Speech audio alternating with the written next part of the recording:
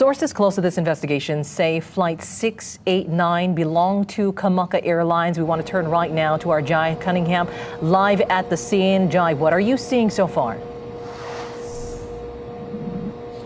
Hey, good evening. Thank you, Leigh. Appreciate that. Yeah, we are along Uolena, and the address here is on Uolena Street. It is a building behind us where this plane went down at about 3:30 this afternoon.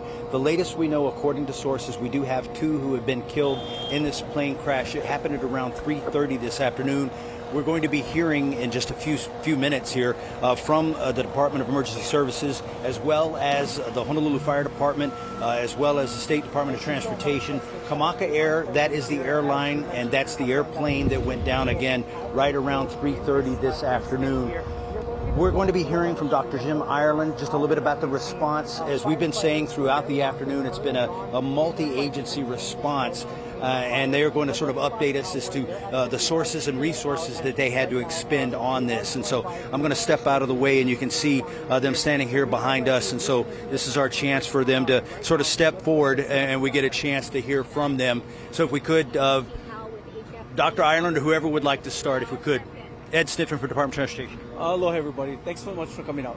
Today, absolute tragedy occurred with one of our airline service provider at Wahana.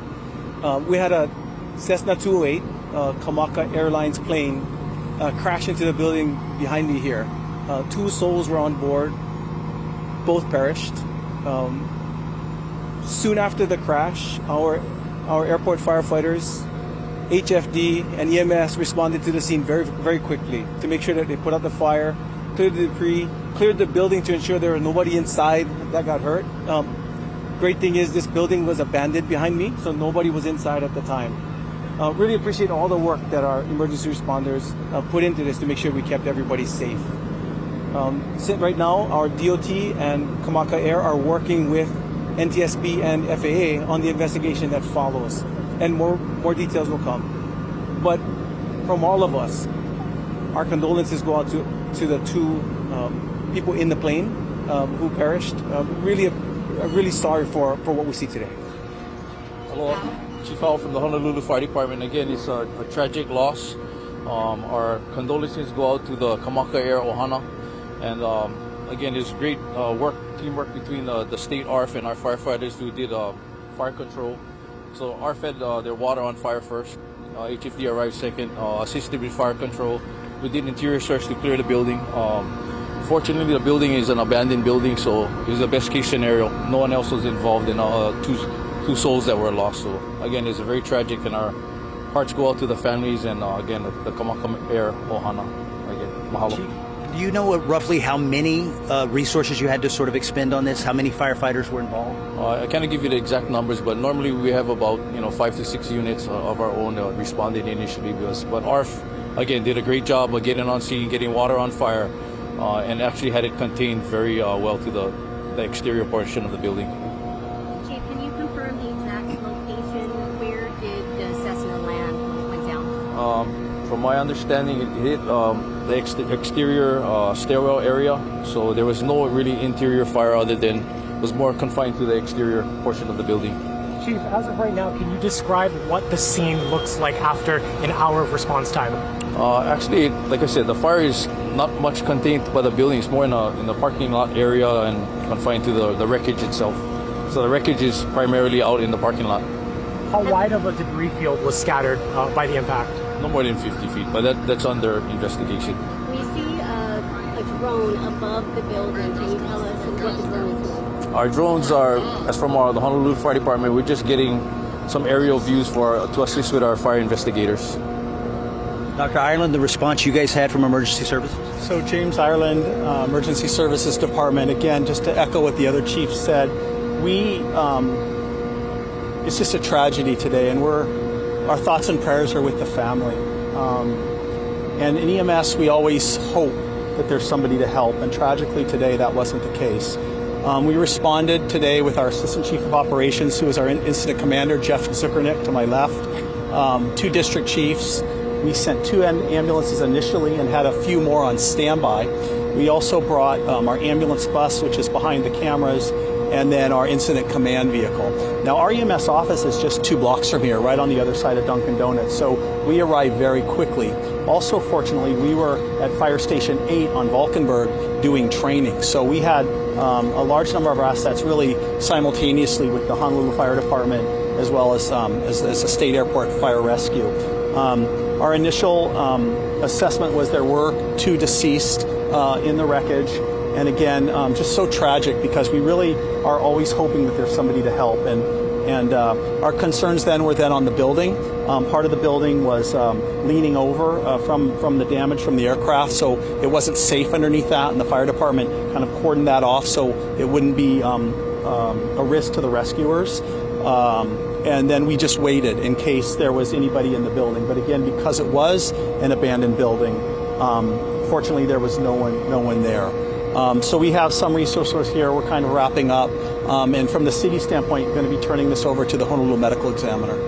Thank you. Are you able to give the ID of the 2 souls on board? You know, that's nothing that I know about. You know, we responded, we determined the 2 had passed, and that was the extent of the EMS role, other than just standing by in case there were other victims within the building. Do any of the officials at least know the age ranges of those on board? We don't have any of that information. So the FAA doesn't allow us to release any information until they clear it. Once they're cleared, then they can start releasing from there. We understand some family members were on scene. Did you folks, I know the sheriffs made contact with them. Can you tell us what their reaction was when they spoke to the officials? We talked to them. There's one group of family members who knew their member was on board, and there's another group that was wondering if they were or not. We didn't have any of the information that we could give to them, but Kamaka Air contacted them, asked them to come down to their offices so they could speak to them directly. Ed, can I ask you real quick, and I don't want to sound insensitive, but obviously Kamaka Air was affected. Were any other operations for Honolulu Airport affected as far as the other major airlines, commercial airlines? So no other operations were affected, but everybody who flies Mokulele, if they have a flight tonight, should check in with them. The streets around the area are closed, so they should check in with their provider just in case. And definitely not insensitive. There's impacts that occur. Absolutely tragic situation. We want to make sure that we minimize this as much as possible. And one more question for you. You mentioned this building was unoccupied, but what is it normally for? The airports, we own this building. The DOT owns it. We're going to be demolishing this building in the future to build a new parking structure that allows us to build out the Diamond Head Concourse. So thankfully, nobody's in the building. It's unoccupied. We don't have any plans to use this building in the future. We're going to be demolishing it soon. Can you confirm where this plane was going and that, in fact, it was a charter flight? So, from what I understand, it took off from runway 4 left. It's not a charter flight. It was a training flight. So there were only 2 souls on board. And I don't want to say only. This could have been much, much worse. But the situation was limited to the 2 that was flying the plane. Nobody else on the ground. From what we understand, and we're looking at the reports now, the pilot made a lot of adjustments to minimize what they hit. And we're watching the footage now. We're working with the NTSB and FAA to see what that looks like. From what we understand from people who saw the crash, they avoided quite a bit of structures, including our fuel farm, to minimize the impacts that were had. So are the large white domes there, is that the fuel? That's correct. Ed, thank you so much. We appreciate that. So Ed Sniffen, Chief Sheldon Howe, as well as Dr. Jim Jim Ireland with the Department of Emergency Medical Services. So again, no disruption to the airport itself, but if you are using Mokulele Airlines tonight, the Kamaka Air, you may want to call ahead just to see if indeed they are still flying. Again, 2 people confirmed to have been killed in this, and now Department of Transportation work hand in hand with the National Transportation Safety Board as well as the Federal Aviation Administration on exactly what did occur. But as you heard Director Sniffen talking about the fact that it seems as if the pilot did what he or she could to avoid what could have been more catastrophe by hitting fuel tanks that are active fuel tanks here at Honolulu International Airport.